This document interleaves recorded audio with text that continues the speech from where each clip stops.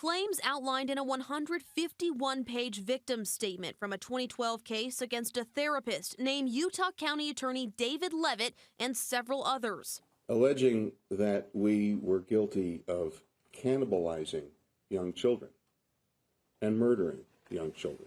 More developing news tonight. Multiple local and federal law enforcement agencies are investigating ritualistic sexual abuse, also human trafficking of children all over Utah. Fox 13 News investigative reporter Adam Herbets has been following the story and takes a closer look. Well, the Utah County Sheriff's Office opened this case in April 2021, but according to our confidential sources, they are not starting from scratch. Here's what the department is willing to share so far. Reports of ritualistic sexual abuse and human trafficking involving children in at least these three areas: Utah County, San Pete County, and Juab County between the years of 1990 and 2010. The Sheriff's Office has not released any other specifics. However, we have learned some of the subjects of this investigation are high-profile individuals. We're just being as careful as we can before we toss names out. Any given individual, it's the way it is. I mean, the chips fall where they are, and we follow them. One of them was a therapist who was previously charged with similar crimes against young female family members, but not convicted. For the past few months, I have also been reviewing police reports and body camera video related to that case. Watch and listen how one of the victims describes his interaction with the therapist, who he met through a referral from the church. Hypnosis was a big part of it. He told me that from the very beginning, that was his main technique.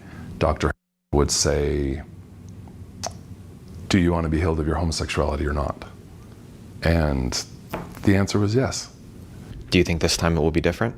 I do think it will be different. I think in part because I have some information that can connect some dots. That man says he hopes sharing his story will empower more victims to come forward. As part of our investigation, we continue to review records related to potential targets of this investigation. We will bring you updates as we confirm more with law enforcement. Criminal charges, we believe it'll get to that point, but we just haven't gotten there yet. The sooner, the better. We don't want to let anything sit longer than is necessary. The message at this point for any victims or anyone with information is to please call the Utah County Sheriff's Office. What I'm doing is trying to be completely transparent and above board. And I really want to call out Fox 13. Are they here? That you? Shame on your news station. Shame on Adam Herbets. Hey everybody, this is Adam Herbets with Fox 13 News. As you can probably see, I'm recording this on a beach in Mexico right now. And if you asked me about a year ago, I'd probably tell you the last thing I expected to be talking about on my vacation is allegations of ritualistic child sex abuse. But with that said, this is an important story. It's something I've been researching now for about the past 6 months. Now, Levitt said he thinks this investigation is aimed at him, that this is a political conspiracy against him, and he laid out quite a few reasons for that, which is really what we're going to explore in this video. So I'm going to break the video down into 4 parts. Number 1, we're going to talk about an old 151-page document that Levitt referenced on multiple occasions where he claims he was named as an abuser. Number 2, we're going to talk about one of the known subjects of this investigation, what Levitt says his relationship is with that man, and why he thinks the case has already been debunked. Number 3, why Levitt says the timing of all of this is unfair, with ballots set to drop in his re-election campaign within the week. And 4th, why Levitt says false rumors are also being spread by another man who's currently being charged with rape. I mean, the allegations that are there are so outlandish and so crazy that they're just not true. All right, so first let's talk about this report. On multiple occasions, David Levitt brought up a 151-page witness statement that he says was written by a, quote, tragically mentally ill woman. What he said about there being a 151-page report is true. He said he received a copy of that report from someone in the media. I presume he was referring to me because I sent the Utah County Attorney's Office a copy of that statement about a day before the press conference, asking for a response or any sort of statement.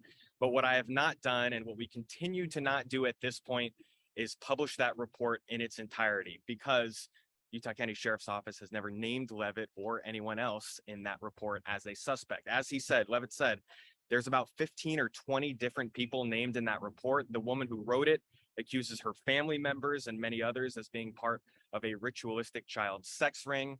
The victim's name is redacted from the report. I've asked the Utah County Sheriff's Office if it's received any information to corroborate what's in the report, and they have declined to comment. Can you confirm or deny whether Levitt is a suspect in this case? We can't comment or confirm about any suspects in this case or any other, at this stage of any case. Is Levitt a person of interest? We can't confirm or talk about people who might be persons of interest or suspects. Is Levitt involved in any way? Can't comment. I really want to call out Fox 13. Are they here? That you? Shame on your news station. Shame on Adam Hurwitz for asserting that the Utah County Attorney's Office dismissed a charge of rape without clarifying that case was dismissed 10 years ago by my predecessor.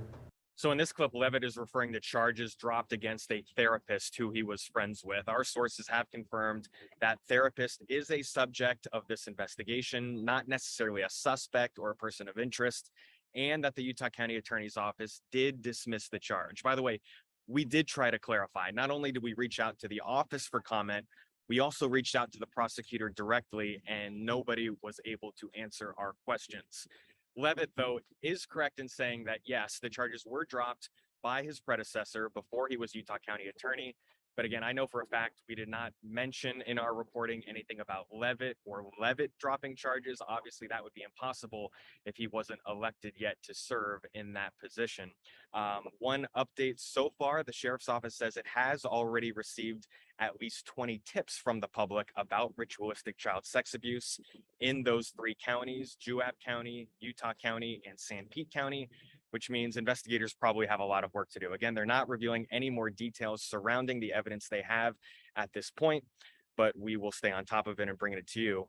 Martha Beck's book came out, and the book was called Leaving the Saints. And for those of you who don't know, Martha Beck is Hugh Nibley's daughter. She went on to write magazine articles for Oprah, write some books, become kind of a guru. But when she came out with her book, Leaving the Saints, and we read this book while we were living in Seattle, she made these claims that her dad, famous Mormon scholar and apologist Hugh Nibley, she made the claim that he abused her sexually, and that, she made it sound like there was some ritualistic Egyptian kind of weird rituals integrated into his sexual abuse. When Martha Beck came out with that book, accusing Hugh Nibley of sexual abuse, it became very controversial because obviously very quick the church was quick to condemn any chance that Hugh Nibley would have been involved in any type of sexual abuse, because obviously he was one of the church's lead apologists for decades. I remember my friend Boyd Peterson, who is the son-in-law of Hugh Nibley. He was married at the time, I think, to Zina Nibley, if I've got it correctly. Boyd came out with a biography defending Hugh Nibley. A lot of the Nibley family denounced Martha Beck's memories of this abuse, and Martha's story became interwoven with some phenomenons like recovered memory, hypnosis, and just to touch on that super briefly, as I understand Martha Beck, when she found a therapist who was helping her work through whatever issue she was working with, there was the use of hypnosis techniques to bring her back into her childhood and to recover memories that I don't even think claimed to have had up through adulthood. And this dovetailed or intersected with a much larger phenomenon throughout the United States in the 80s and 90s, where people would grow up having never had any memory or recollection at all of any sexual abuse. But then therapists would use techniques of doing either hypnotic techniques or other sorts of techniques where you brought the client in their mind to visualize their childhood. And by some reports, through suggestion, things like, hey, you were sexually abused. I think you were sexually abused. Oh, a lot of these symptoms that I'm hearing from you remind me a lot of my sexual abuse clients. Are you sure you weren't sexually abused? Sometimes people disassociate or block out those dark memories. Let's go back and see if we can recover those memories. And then that's how a lot of these memories end up, a lot of these claims end up coming out of this technique of recovered memory through, clinical social workers or marriage and family therapists or whatever, hypnotists, etc. So Martha Beck's claims were interwoven with a broader, not only sort of hysteria in the 80s and 90s around satanic ritual abuse, but also in this hysteria / movement of using recovered memory techniques, an emphasis on dissociative identity disorder or multiple personalities, all of that. And there were some child care scandals, which we'll talk about in daycares and other types of scandals. All of the Martha Beck stuff happened in the context of these broader movements that were going on in the United States. And so, most of the outside Mormon world just were like, well, of course Mormons sexually abuse people because Mormons are weirdos. And of course Martha Beck is telling the truth because she's really smart. And I think she went to Harvard. And so Martha became a big star, became an Oprah protege, became a life coach and a healer, whatever. But inside Mormonism, of course, we've all, those of us who are believing and active just dismissed her claims and wrote it off as hysteria or recovered memory. And I remember all this happening while I was living in Seattle working for Microsoft. Next, once I left Microsoft and came to, Logan to begin Mormon Stories, I started in 2005. Immediately, listeners would tell me about claims of satanic ritual abuse that they claim or claimed loved ones had experienced in the 80s and 90s, and sometimes even more recently. So I started as Mormon Stories podcast host hearing about claims of satanic ritual abuse from very early on in my podcast. And at the time, I knew enough about Martha Beck and recovered memory to where I always had concerns or suspicions around these claims. And we'll get into why sometimes these claims can be just really hard to believe. So over time, then I had, it wasn't just like listeners reaching out to me. I have had certain friends, close friends, dear friends, reach out to me over the past 10 years and tell me that they themselves experienced firsthand satanic ritual abuse within a Mormon context, or ritualistic sexual abuse within a Mormon context. And sometimes it was victims or people who claimed to be victims. Other times it was family members who had a hard time believing or buying these stories. And in some cases, it was even tearing apart these families because victims never, the worst thing you can do is not believe a victim from the victim's perspective. But also there are family members that are just like, this can't have happened. I can't believe this has happened. These stories are too far-fetched. And so, people close to me either reported being severely negatively impacted by these claims, or family members were telling me that these stories were tearing families apart. So that kind of took this level of severity to a new level for me. Then, interestingly enough, when I started my PhD in 2009 at Utah State University, there were one or two therapists or professors in my program who were huge advocates for believing and treating satanic ritual abuse. And so in my training, I would sit there with these other 8 or 10 graduate students getting their PhDs or their master's degrees. And I would have a professor telling me these stories of like you know, women being enslaved as sex slaves, and women having babies that were hidden from the world, and then they were forced to either sacrifice these babies or eat them, and or children being sexually abused in satanic-like rituals by Mormons, by active Mormons, believing Mormons, bishops, stake presidents, like big, massive, severe, serious claims coming from one of my professors at Utah State University. And she made it sound like every week she had different clients, and that for years and years and years, she had treated hundreds of clients who made these sort of claims.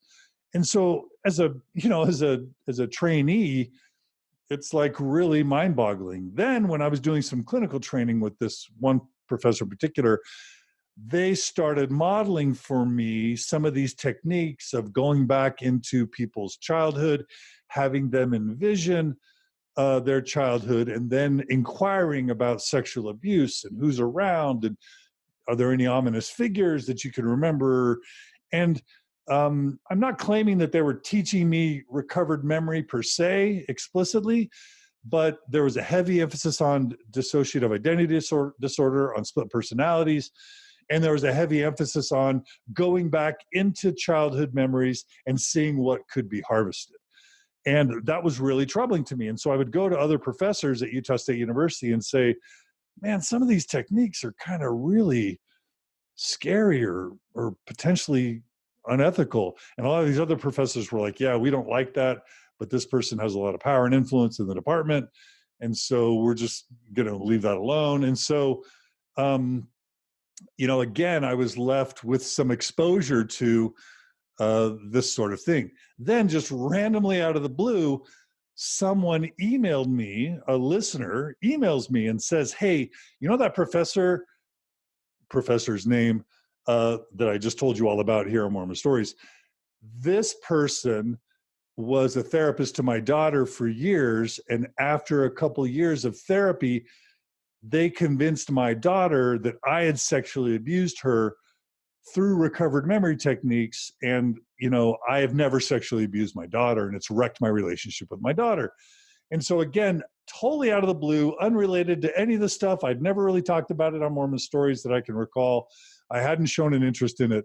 I've got people from the community telling me that professor you're studying under has wrecked my life by convincing my daughter I sexually abused her when I didn't. So like, again, another instance of this issue touching me. So that was all kind of, again, weighing upon me. As a faith transitions coach, once I graduated with my PhD and started doing coaching, again, I've had several clients come to me and claim that they were involved in ritualistic sexual abuse, satanic or not, within a Mormon context.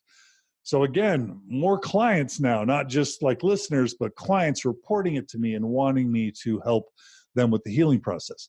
Then everything kind of exploded with the Harvey Weinstein thing, with the Me Too movement, with Bill Cosby, and then really exploded with the Joseph Bishop McKenna Denson story, with the Lowell Robinson, Chris Swallow story that we covered, and with the Sterling Von Wagner and Sean Escobar outbreaks. It's just like whatever frequency of reports that had come to me about sexual ritual abuse within Mormonism, like tripled. And just every week somebody's coming to me saying, this happened to me, this happened to a friend of mine, this is tearing our family apart. And then, of course, with the West Virginia settlement that was covered by Vice News, the sexual abuse within Mormonism, the Boy Scout abuses, and thousands of others, it sort of like opened my mind to this idea that, who knows what really has happened out there.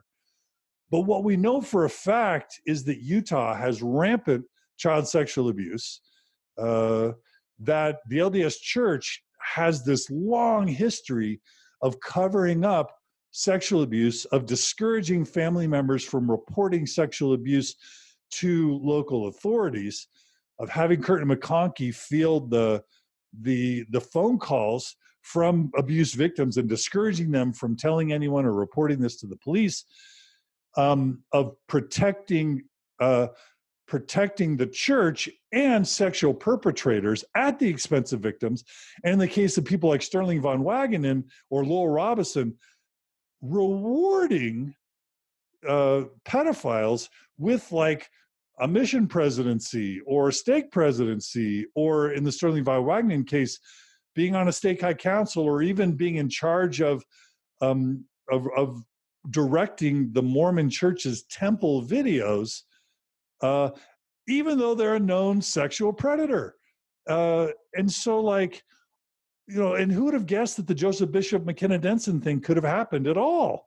That an MTC president, Mission Training Center president in the 80s would rape a sister missionary in the MTC in a rape room in the basement of the MTC. A woman that sued a former MTC president, accusing him of raping her decades ago, is making headlines again tonight. Just over 24 hours ago, McKenna Denson publicly confronted Joseph Bishop from the pulpit of his LDS ward. 2 News reporter Brona Tumulty speaking exclusively on the phone tonight with his accuser. And Brona, she flew down there for this specific reason, didn't she? That's right, Shauna. She flew from Colorado to be there, and those who aren't members of the church may not know that on the first Sunday of the month, those present can take the mic and speak to the congregation. Well, McKenna Denson did just that, and not only did she look her alleged attacker in the eye, she had multiple cameras rolling too. He was in shock.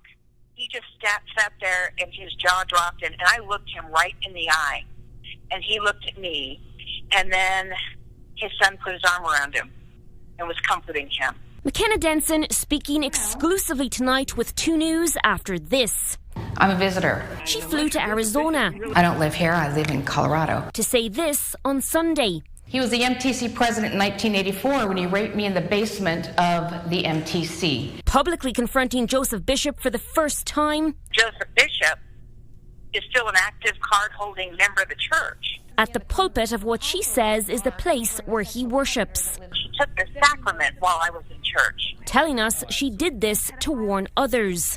If I were still attending church and there was a sexual predator in my ward, I would damn well want to know. She claims Bishop attacked her in 1984 while she was training as a missionary in Provo. He had a rape room in the basement of the MTC and he raped me. As the video goes on, a man seen here believed to be Bishop's son, his name is Stephen Bishop, whispers to a church leader. Moments later, if you're not aware of this, thank you. Yeah, I'll be done in just a minute. Have you sit down? I will. Thank you. Absolutely. I'd love to talk to you afterwards. First one. Thank you. Talk to you, okay? But you know what? You're in my personal space. Okay. Excuse me. No. I have more to say. Then 2 men removing Denson. Do not call the police. Don't touch me. You're assaulting me. But she says in spite of this, she won't be silenced. I want every sexual predator, every pedophile to be looking over their shoulder because we're coming. We're coming to get them. We're going to expose every single one of them. Now, the LDS Church sent us a written response saying, in part, it is disappointing that anyone would interrupt such a worship service to bring attention to their own personal cause. It goes on to say, we respectfully request that those with personal grievances find other means to communicate their message. And we have Joseph Bishop admitting this, you know, some form of sexual assault in his audio recording with McKenna Denson, but also to the Provo police or the BYU police previously. So, like, it opened my mind to the idea that there is ritual abuse out there. There appear to be massive cover-ups of sexual abuse within Mormonism. And it's kind of like blowing open in 2018, 2019. So then I learned about this book called Paper Dolls. And for those of you who haven't heard of this book called Paper Dolls, it's a book that was released, I want to say in the, let's see, I'm looking it up right now on Amazon. Yeah, it was released in 1992. Again, right at the maximum sort of point of these claims of ritualistic sexual abuse. And it basically, and I have not read the book, I'm not even going to do it justice, but I'll read the description. The authors chronicle the trauma of sexual abuse as only individuals who have lived through this horror can. This book should be read by adults molested as children, therapists working with victims and perpetrators, and any person who has not yet confronted the reality of sexual abuse or denies it could happen in their family or neighborhood.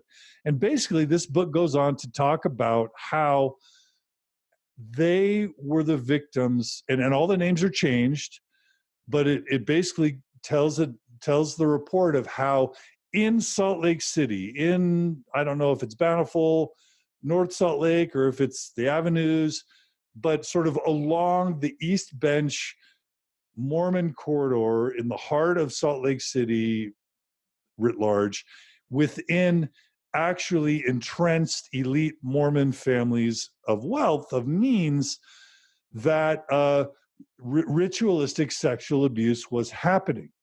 And again, this book, it's out of print. It's horrendous, the things that you read there. I have close friends who actually know some of the people upon whom, whose lives upon which this book was based.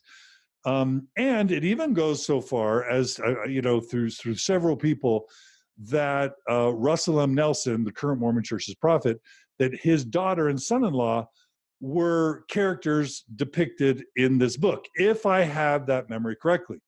And many of you will know that either this year or last year, Russell M. Nelson's daughter and son-in-law were named, or anonymously or by name, as perpetrators in a lawsuit against the church for protecting sexual abuse victims. And again, I'm not a lawyer. I'm not claiming to have any of these details right, but from several different sources, it's been reported to me that Russell M. Nelson's daughter and son-in-law were personally involved in ritual sexual abuse. New this morning, the family members that led the Church of Latter-day Saints are being investigated for sexual abuse. In a lawsuit filed earlier this week, several people say that the family engaged in and covered up incidents that date back to the mid-1980s. A total of 6 people filed the suit against President Russell Nelson's daughter and son-in-law. Some of the victims agreed to speak out as long as their identities weren't revealed. Many say they went to the police and nothing came of it. If somebody had done the right thing the first time, then the abuse never would have happened, and it was pretty horrific. An attorney for the church says there's no truth to these allegations, saying it is out of their belief system and character. While the lawsuit does not name President Nelson, the plaintiff's lawyer says that he could be added to that lawsuit. And somehow it was all tied to either this book, Paper Dolls, or to other stories like that. Now, I'm not claiming that Russell Nelson's daughter and son-in-law were involved in sexual abuse at all.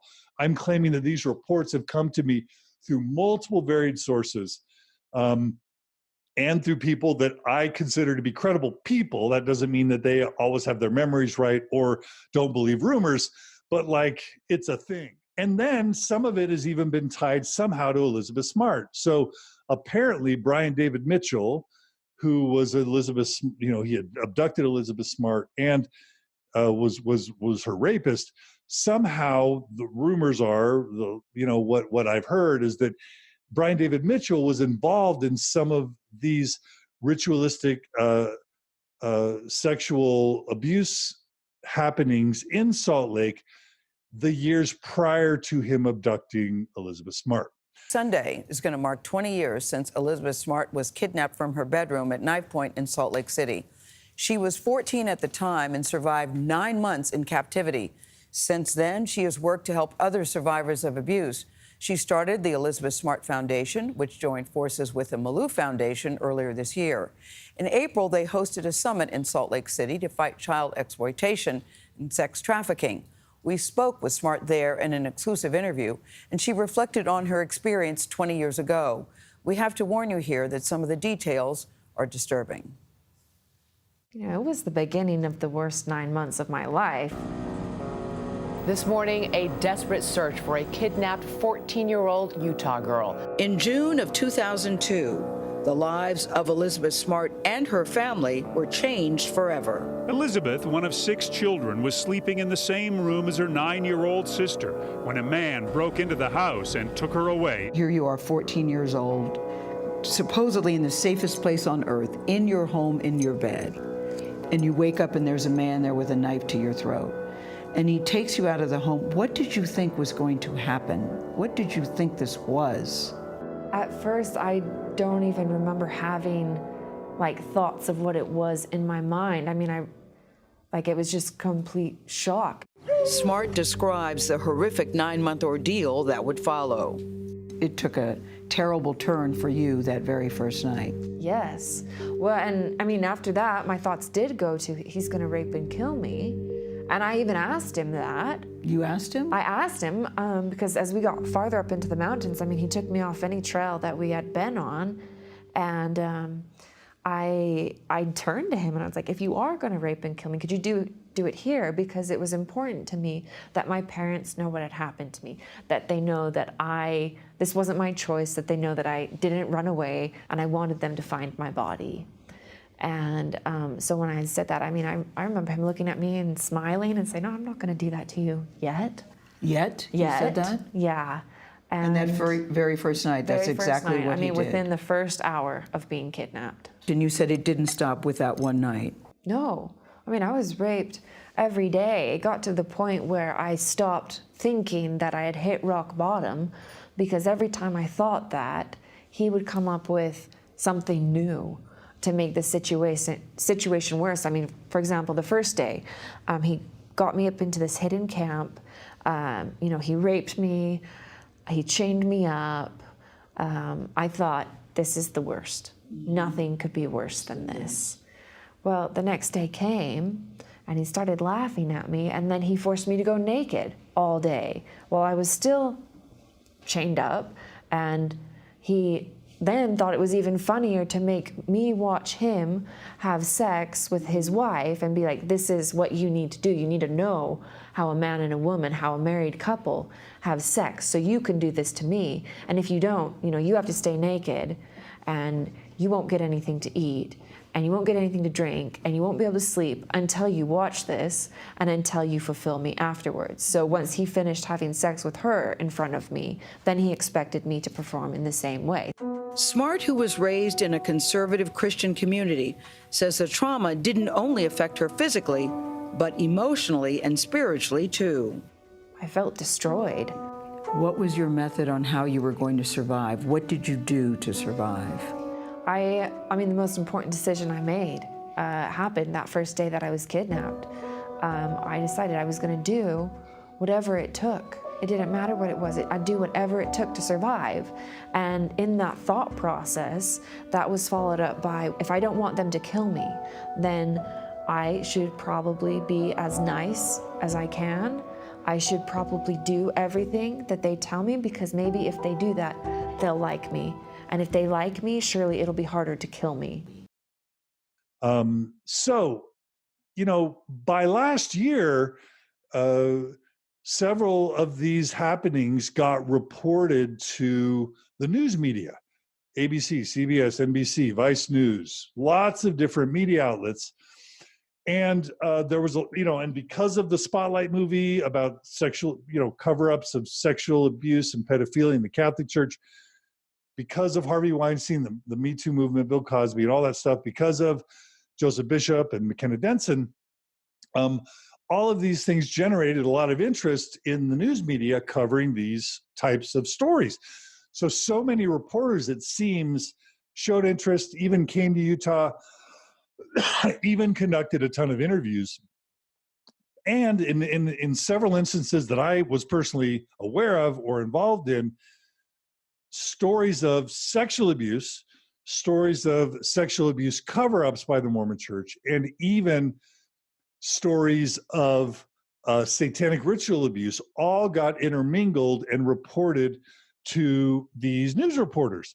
And that became significant to me because a lot of these reporters didn't know what to make. On the one hand, a lot of these reporters could definitely believe and want to investigate the possibility that the Mormon Church would cover up sexual abuse scandals with ecclesiastical leaders. But as soon as all that gets intermingled with, women being held as sex slaves and babies being born, and then the babies are being sacrificed and their hearts are being torn out and eaten, and just these really extreme stories around abducting of babies, killing of babies, eating of hearts of babies.